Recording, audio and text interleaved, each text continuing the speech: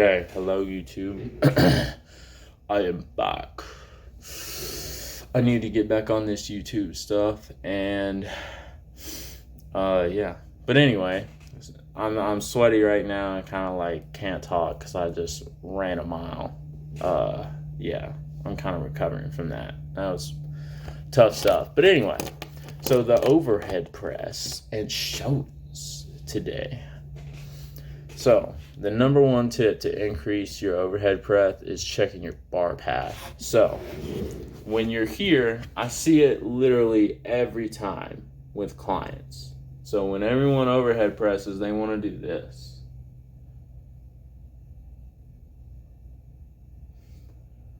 So what's that doing? Here, my shoulder has a long moment arm.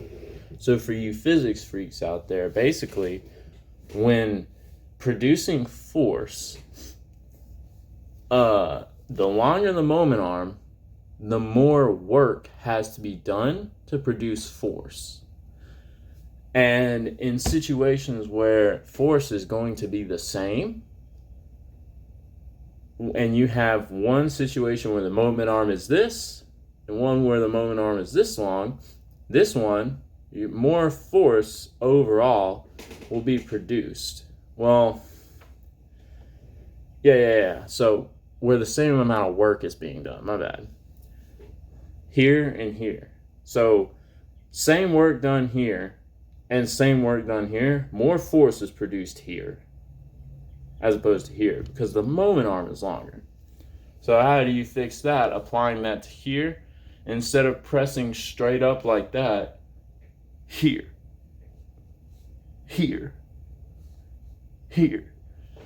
Don't worry about the bar hitting your chin or your nose. You can, if you have to, you can be like that. So you push up your, like that. You don't want to have, so basically, instead of pressing up like that, you want to push up over your head, where there's a straight line going from shoulder to wrist. And it's basically right, the bar is right up over your head. I mean, overhead press. So that is the biggest mistake. So check your bar path. That'll shoot it up 5-10 pounds right there. Even more. But now the next one, breathing and bracing. I've talked about it literally all the time. If you're not breathing and bracing, you're not lifting right. But you're engaging the core. Here. See that? I'm going to breathe through my diaphragm and then flex my abs. So, yeah, you see that? Oh, yeah. You're showing that powerlifter gut. Oh. Yeah, y'all like that powerlifter gut. That's all you got to do. So when you're here, you breathe and brace. Unrack. Got your reps. Let out at the top. Not here. Not here. Not here. You're not going to push out or no, at the very top. All right? Then next, you re-brace at the top.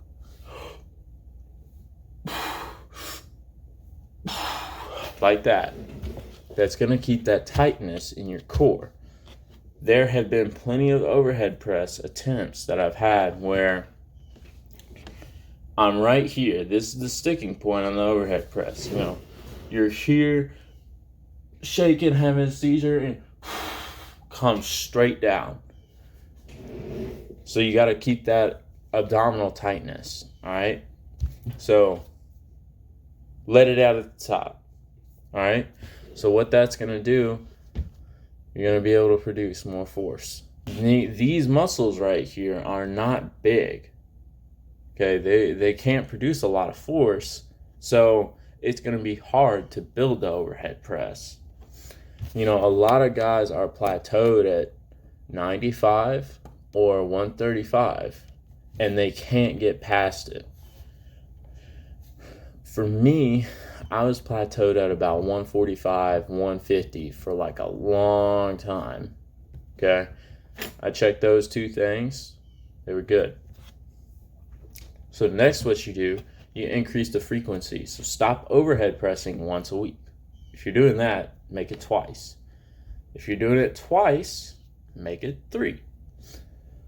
But don't do the same thing every time. So stop doing a 5x5 or a 4x4 or a 4x5. Don't do that every time, or a 3x5, whatever. You're not going to do that every time on the overhead press because you're not going to see the progress. You need to have volume work too. So yes, have your heavy day, but also have a volume day. So, for example, when I was here at the house during the quarantine, I did one day and yes, this is starting with the overhead press.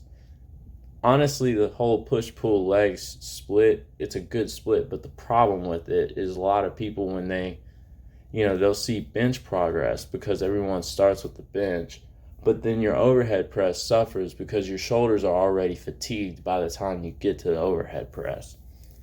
So, if you're trying to increase specifically the overhead press, if you don't care about it, then whatever. Then you don't even need to watch this. But no, you start with it. You start with the squat on leg day, or you start with the deadlift. Same thing here. But these muscles here are built by volume.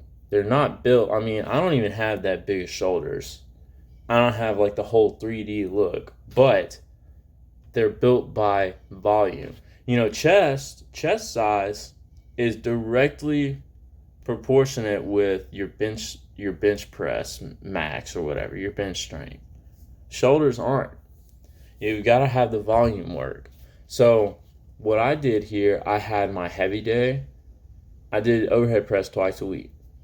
Heavy day, start at sets of 4. I did 4 sets every time on both days. Started with 4 reps. I would stay at that weight until all sets I got to 6. Then on my other day, I had sets at 8, and I would stay with that weight until I got to sets at 12. Progressive overload, when I did that, add 5 pounds, or in this case, it had to be 5 pounds to each side, not 5 pounds total, because we didn't have 2.5s at the house. So that's how you do that. That's how you manipulate frequency and manipulate the sets and reps. So don't do 5x5 every time you do overhead press. You need your rep work too. You can still apply progressive overload to sets of 12. Okay? The next thing, the laterals. So the lateral raises, right? Literally all they do is they're not necessary for a strength training program, but they build this portion of the delt, the side delt. Well, the side delt is not very active when you're here pressing up overhead. It's primarily your front delts, but you don't even need to do front raises. Front raises are stupid. You're doing them, but you have like tons of pressing movements. Look, the shoulder's contracting here. The front delt is. So you don't even need front raises, but you need side laterals, because in the overhead press, the side delt is not contracting that much. Do you see that? You're not here going like this in the overhead press. You're going like that. So you got to do the side laterals. So start light, strict form. I used to just do, where I'm here like that. No. Now on my strict day, when I do strict laterals, here, hold it at the top. Fatigue the fibers. All bodybuilding is, and yeah, I'm going to treat overhead press like a bodybuilding movement because it's a volume movement. But the side laterals are a bodybuilding movement. You won't catch powerlifters or strongmen doing them. Here, you want to fatigue the fibers. That's all that bodybuilding is. to build size. You got to fatigue the fibers so you break them down, and next time they grow big and stronger, right? Start light. I started at the 10s. I can do 30s now. But what I also did was I did cheat laterals too. So you can be, where you're here. Yeah, use that momentum. Bend the knees. Throw them up there. But when you're here and when you're bringing them down, keep those muscles contracted as hard as you can and try and have a slow eccentric or slow lowering phase. You're 30% stronger there, and that's going to give you enough stimulus. My bad, sorry. Kind of tripping over myself. But that's going to stimulate the muscles. It's going to give you that little bit of work that you need. So you can do what I would do. I would grab the 35s, and I would do my cheat laterals. I would do sets of 8, and then throw them down, get the 10s, do a set of 12. But with strict form. And then, it gives you a great pump, but it's getting that strength work in. So just do that. It's really all I got for you, but yeah, I mean, you do those and you'll see your overhead press go up. You've seen in the video what I was talking about, where, I'm driving like that. Driving. Not here, but here. And I didn't let go of my brace until I was at the very top. Because if I would have let go of my brace, you would have seen